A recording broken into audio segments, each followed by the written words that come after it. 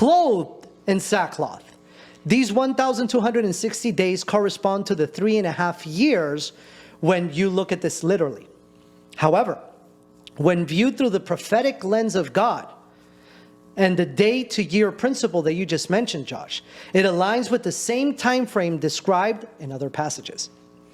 The ministry of the two witnesses occurs within a significant 7-year period, often associated with the end times, sometimes called Daniel's 70th week. The 70-year span is divided in two halves of 3. So 3.5 years and 3.5 years. There you go. Daniel 9:27 prophesies. Then he shall confirm a covenant with many for 1 week, but in the middle of the week he shall bring an end to sacrifice and offerings. And on the wing of abomination shall be one who makes desolate, even until the consummation, which is determined, is poured out on the desolate. The week here represents 7 years, beloved. 7 days a week, 7 years. And the midpoint marks the rise of the Antichrist after the first 3.5 years.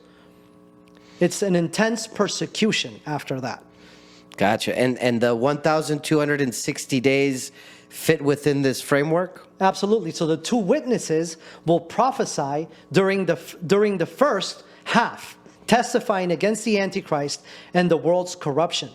After their ministry ends, the second half, which is the second 3.5 years, often referred to as the Great Tribulation, begins. So in Revelation 11, 9 to 11, it mentions that the bodies of the two witnesses will lay unburied for 3.5 days. Could this also follow the day-to-year principle? It's possible. That's a good question, actually. These 3.5 days could symbolize 3.5 years of intense persecution, right? So following their death, during which believers globally endure severe oppression. However, it could also be literal days, underscoring the miraculous nature of the resurrection and ascension. Because remember, the witnesses are going to be killed by the Antichrist, but they're going to resurrect at the third day, just like Jesus resurrected. Oh, wow.